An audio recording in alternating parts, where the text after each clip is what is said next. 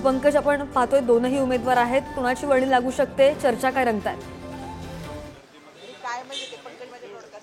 विधान भवनामध्ये राज्यसभेचे उमेदवारी अर्ज भरला रुपाली चाकणकर, आपण त्यांच्याशी बोलणार आहोत की नक्की लढत कसं ठरवताई. अवघा एखाद तास राहिलेला आहे, अजून कोणीही उमेदवारी अर्ज भरलेला नाहीये. विजय जवळजवळ निश्चित आहे. महायुती आणि राष्ट्रवादी काँग्रेस पक्षाच्या वतीनं राष्ट्रीय अध्यक्ष, प्रांताध्यक्ष, कार्याध्यक्ष या सगळ्यांच्या सहमतीने आज आदरणीय सुनित्रा वहिनी यांनी उमेदवारी अर्ज दाखल केलेला आहे. आणि यामध्ये कार्यकर्त्यांची मागणी ही मोठ्या प्रमाणातली होती. खरं तर वहिनींचं स्वतःचं असं एक वेगळी ओळख आहे, काम आहे, पण यावेळच्या निवडणुका या भावनिकतेवरती गेल्यामुळे कदाचित आम्हाला यामध्ये लोकसभेला अपयश आलं असेल, पण तरीसुद्धा त्या मतदारसंघामधील काम असेल, त्यांची स्वतःची अशी ओळख आणि सामाजिक कार्य फार मोठ्या प्रमाणात असल्याने आता त्यांना जी संधी मिळते त्या माध्यमातून अतिशय चांगल्या पद्धतीचं काम उभं राहील याची आम्हाला खात्री होती.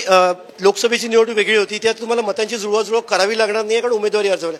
भाजपाकडनं मदत झाली का तुम्हाला? अगदी ऑनेस्टली विचारतोय, कारण ऑर्गनायझरमधून टीका केली की राष्ट्रवादी काँग्रेसला सोबत घेऊन अडचण निर्माण झाली किंवा भाजपाच्याकडनं तर म्हटलं गेलेलं आहे. मला असं वाटतं हा तिन्ही पक्षांचा एकत्रितरित्या विषय जेव्हा एकत्रित विचार मंथनाला बसतील त्यावेळेस या सगळ्याच गोष्टींचा उहापोह होईल. यामध्ये तिन्ही पक्ष आपापले विचार मांडतील, कुठे कमी पडलो, काही त्रुटी राहिली याचं मंथन करत येणाऱ्या विधानसभेच्या निवडणूक. भुजबळांची नाराजी दूर केली आहे का? मला असं वाटत नाही भुजबळ साहेब नाराज आहेत, कारण की ते स्वतः उमेदवारी अर्ज दाखल करायला या ठिकाणी हजर होते आणि त्यांनी वहिनींना शुभेच्छा देखील दिलेल्या आहेत. धन्यवाद. रुपाली चाकणकर आपल्यासोबत, आपण त्यांच्याशी बोललो की छगन भुजबळ नाराज नाही आहेत, मात्र भाजपासोबत मदत झाली का किंवा भाजपाविषयी जेव्हा बोलायचा प्रयत्न केला तेव्हा त्यांनी सर्व समन्वयाचा, सर्व पक्ष मिळून एकत्र येण्याचं जे आहे ते ज्यांकडून कुठेतरी स्पष्टरित्या या विषयावरती बोलणं टाळलं.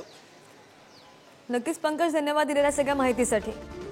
तर नुकताच सुनेत्रा पवारांनी राज्यसभेसाठी उमेदवारीचा अर्ज भरला होता आणि त्याच संदर्भात रुपाली चाकणकर आपल्याशी संवाद साधत होत्या. सुनेत्रा पवार यांनी नुकताच राज्यसभेसाठी उमेदवारीचा अर्ज भरलाय. तर सगळ्यांच्या संमतीने अर्ज भरलेला आहे आणि सगळ्यांची इच्छा होती, सगळ्यांची संमती होती आणि सगळ्यांना विश्वासात घेऊनच अर्ज भरलेला आहे असं सुनेत्रा पवार म्हणालेले आहेत.